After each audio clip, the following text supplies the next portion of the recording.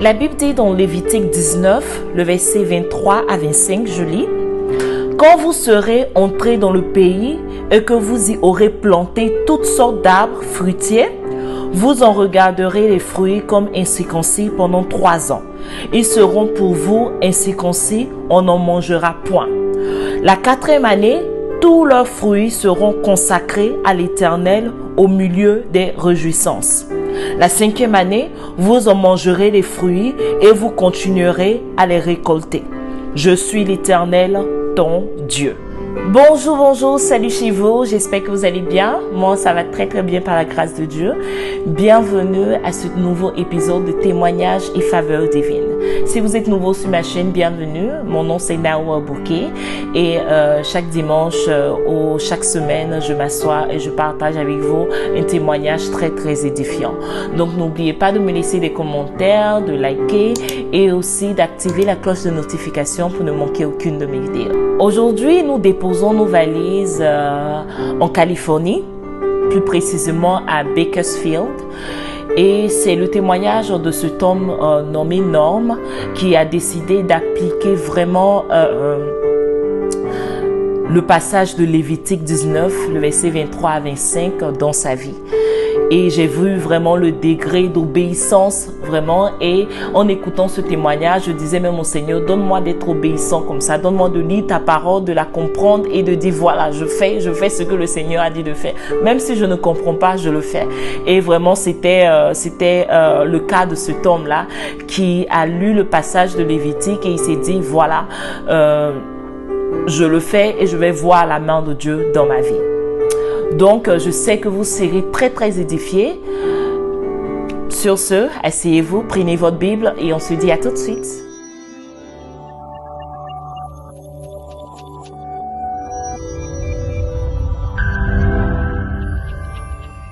Norm, c'est un homme qui vit avec sa famille et tout.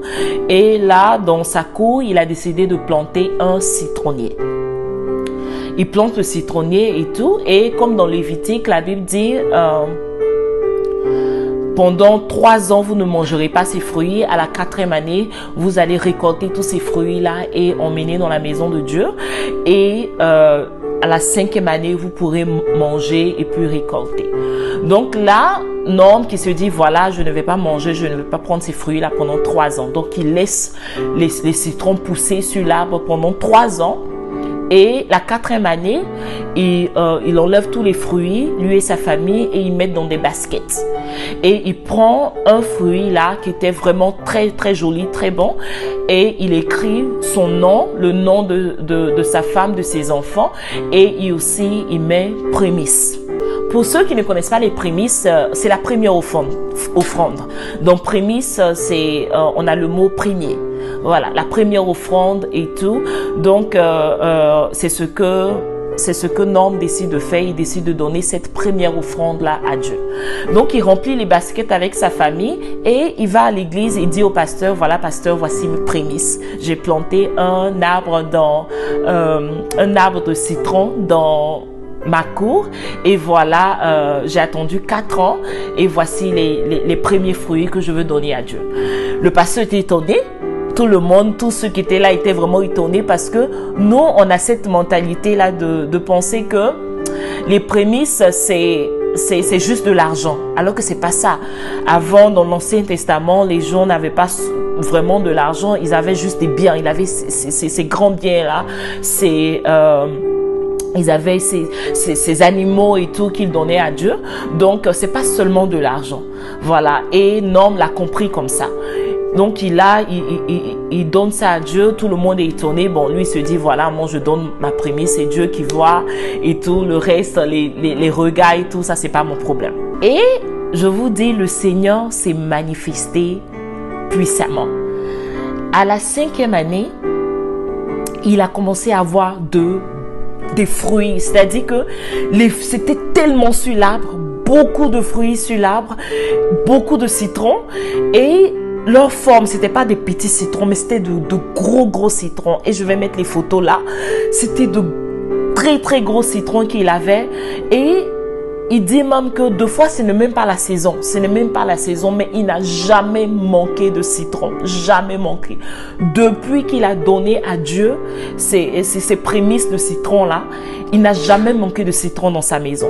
Chaque fois, ce sont de très gros citrons qu'il utilise, même il donne aux gens et tout, parce que c'est trop. Quand j'ai écouté ce témoignage, je me suis rappelé un peu de mon témoignage, quelque chose aussi que j'ai vécu dans ce élan-là.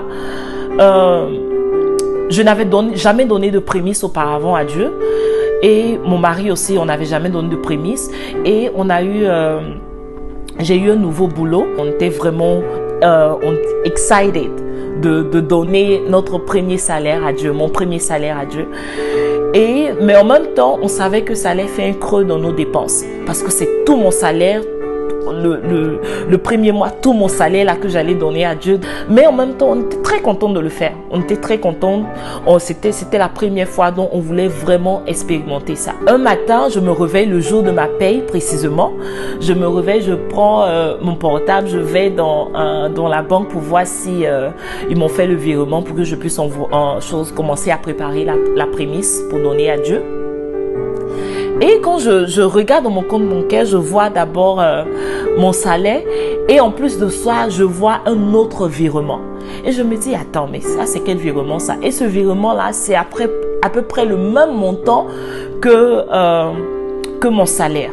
Je suis un peu confuse, je me dis, attends, est-ce qu'ils m'ont payé 2 fois ou bien qu'est-ce qui se passe et tout. Donc, je vais sur le net, je mets le nom de la compagnie qui m'envoie là ou bien le site, je sais pas, je commence à faire des recherches pour voir d'où cet argent-là vient. Et je vous dis, quand j'ai trouvé d'où cet argent-là venait, j'étais dépassée parce qu'on n'était pas supposé avoir ce virement-là dans notre compte. C'est-à-dire qu'on n'était pas qualifié à avoir ce montant-là. On n'était pas qualifié. Donc, nous, on ne s'attendait vraiment pas à ça. Donc là, je suis vraiment... je ne sais pas quoi dire. J'étais vraiment très étonnée. Donc, je réveille mon mari. Je dis à mon mari, voilà, mon virement est rentré. Et il me dit, ah, donc c'est bon. Donc, on va commencer à préparer les prémices et tout. On va prier et tout. On va donner ce salaire-là à Dieu. Je dis, non, mais c'est pas tout. Il y a un autre virement qui est arrivé. Et il me dit, attends, quel virement? On m'a payé? Lui, il pensait que c'était lui-même qu'on avait payé. Je lui dis, non, c'est pas ton argent, c'est pas ton virement, mais c'est un virement qui vient de tel. Je lui dis exactement d'où ça vient. Et il me dit, mais non, on n'est pas supposé avoir ça. Je lui dis exactement. C'est ce que je me disais, on n'est pas supposé avoir ce virement-là. Donc, ça vient d'où? Et j'insiste là-dessus, c'était presque le même montant. C'est-à-dire, je dis n'importe quoi. Hein. Si on me payait par exemple $40, le deuxième virement, c'était $35. Tu vois, c'est comme s'il y avait un genre de $5 de différence. Donc, il est étonné, je suis étonnée.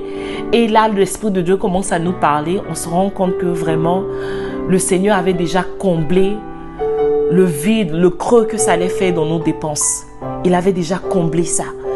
Et on est là, waouh! Mais attends, c'est incroyable. Il savait que vraiment ça, là, le fait qu'on donnait cette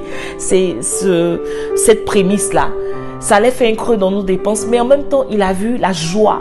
Parce qu'il a dit, il est dit dans Lévitique 19, verset 23 à 25, que la 4e année, tous leurs fruits seront consacrés à l'Éternel au milieu des réjouissances. Nous, on était déjà en joie. Et Norm, il était aussi en joie d'aller donner ces fruits-là à Dieu. Et dans les deux cas, le Seigneur s'est manifesté extraordinairement. Norm a eu les fruits vraiment énormes. Il n'a jamais manqué de fruits jusqu'à présent. Quand il parle de ça, il dit même quand ce n'est pas la saison, j'ai des citrons. J'ai toujours des citrons à la maison. Des gens même viennent chez moi pour prendre des citrons. Et moi, dans mon cas, c'est le Seigneur a comblé le vide là. Il a comblé ce creux que ça allait faire dans nos finances. Il a comblé ça même avant même qu'on ne donne nos prémices. Je dirais que c'est l'effet de l'obéissance à Dieu.